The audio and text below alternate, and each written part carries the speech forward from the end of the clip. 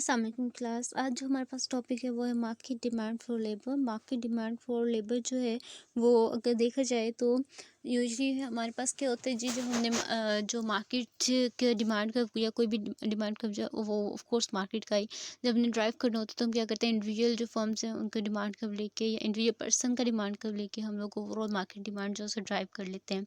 आपने बनाई होंगी कभी 2 पैनल या 3 पैनल डायग्राम, जो कि कह लें कि एक रो में होती है और फिर लास्ट पे जो होता है मार्केट डिमांड का वो होता है, फिर हम वो उसे मतलब ड्राइव कर लेते हैं इंडिविजुअल डिमांड का से।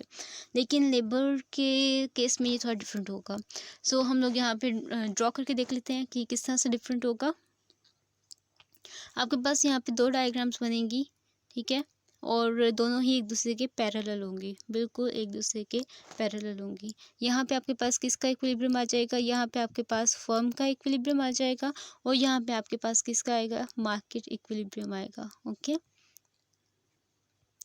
अब यहाँ पे जो एक्स एक्सिस है वहाँ पे लेबर मौजूद होगी और वाई एक्सिस पे वेजेस। यहाँ भी वाई एक्सिस पे वेजेस मौजूद होंगी और जो एक्स एक्सिस है वहाँ पे लेबर मौजूद होगी। अब यहाँ पे होगा क्या जी, हमारे पास देख लेते हैं कि मतलब नेक्स्ट क्या हो रहा है। ये आपके पास डिमांड आ जाती है, डिमांड कर्व ऑफ फर्म। यहाँ पे आपके पास demand curve of market for labour of course. अब यहाँ पे जो वेजेस हैं, फॉर एग्जांपल ये वेजेस जो है वो पहले मौजूद हैं W1 और लेबर कितनी हायर की जा रही है L1। ऑफ कोर्स इसके जो मतलब इसको देखते हुए सामने बिल्कुल यहाँ पे हम लोगों ने क्या कर लिया, मार्केट की जो है वो देख लिया कि मार्केट में क्या चीज़ चल रही है। मार्केट में L1 लेबर जो है उसको हायर किया जा रहा है, ठीक है। अब क्या होगा, अब हम कहते हैं कि वेजेस जो हम डिक्रीज कर जाएंगे। जब वेजेस डिक्रीज करेंगे तो होगा क्या कि लेबर को ज़्यादा हायर किया जाएगा। ऐसा ही है, जब वेजेस डिक्रीज हो जाते हैं तो लेबर को ज़्यादा हायर किया जाता है।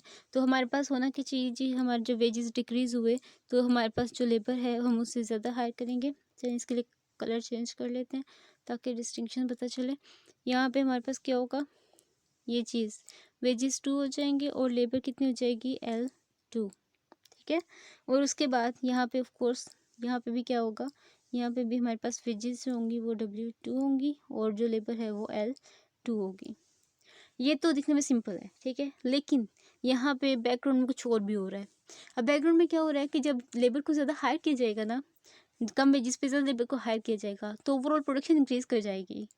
ओवरऑल प्रोडक्शन जब इंक्रीज करेगी तो ऑफकोर्स मार्केट सप्लाई इंक्रीज हो जाएगी। मतलब जिस चीज़ को बनाने के लिए लेबर को हायर किया जा रहा है उसकी प्रोडक्शन इंक्रीज कर जाएगी और मार्केट में उसकी सप्लाई ज़्यादा हो जाएगी। तो क्या होगा, मार्केट में उसकी प्राइस डिक्रीज हो जाएगी उस गुड की जिसके लिए लेबर को यूज़ किया जा रहा है, ठीक है। लेबर की डिमांड हमेशा ड्राइव डिमांड होती है, तो इसलिए मैं ये चीज़ एक्सप्लेन कर रही हूँ।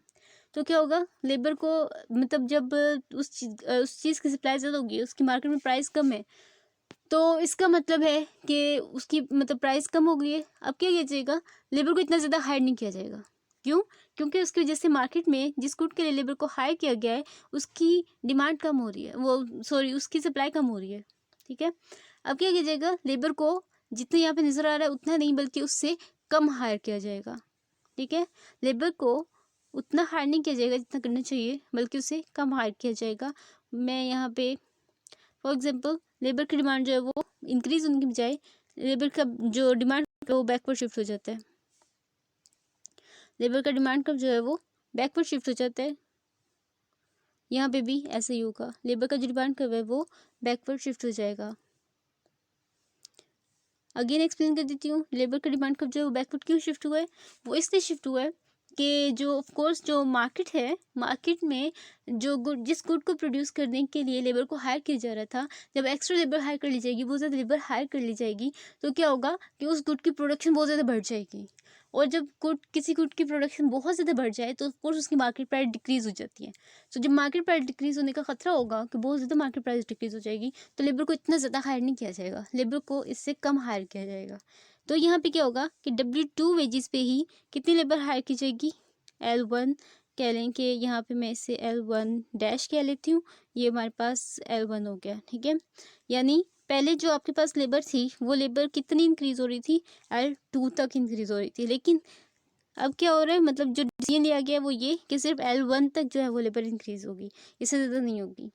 सेम ये केस जो है वो यहाँ पे भी होगा, ठीक है, मार्केट की साइड पे। यहाँ पे क्या होगा, W2 वेजेस पे L1 डैश लेबर जो है वो हायर की जाएगी, यानी इतनी ज़्यादा लेबर डिमांड नहीं की जाएगी L1 से L2 तक, बल्कि L1 से L1 डैश तक जो है वो लेबर डिमांड की जाएगी। सो यहाँ पे आपका मार्केट डिमांड कर्व कौन सा होगा?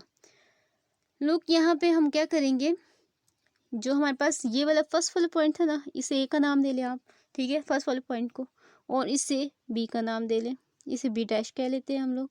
अब आप जब फर्स्ट वाले पॉइंट को और ये जो सेकंड वाला पॉइंट आपके पास आया है, ठीक है, फर्स्ट वाला पॉइंट था, सॉरी, फर्स्ट वाले पॉइंट को और ये जो सेकंड वाला पॉइंट आपके पास आया है, बी, ए और बी वाला जो पॉइंट है, इसको अगर मिला देंगे तो आपके पास जो होगी वो डिमांड कर्व, वो आपके पास कौन सा डिमांड कर्व आएगा, वो आपके पास मार्केट डिमांड कर्व आ जाएगा। ठीक है, इसे थोड़ा नीटली मैं ड्रॉ करने की कोशिश कर रही हूँ, लेकिन हो नहीं रहा, लेकिन आई होप सो आपको कॉन्सेप्ट जो है वो क्लियर आ गया, क्लियर हो गया होगा। ए और बी पॉइंट को आप जब मिलाएंगे तो आपके पास जो कर्व आएगा वो आपका मार्केट डिमांड कर्व होगा। ठीक है।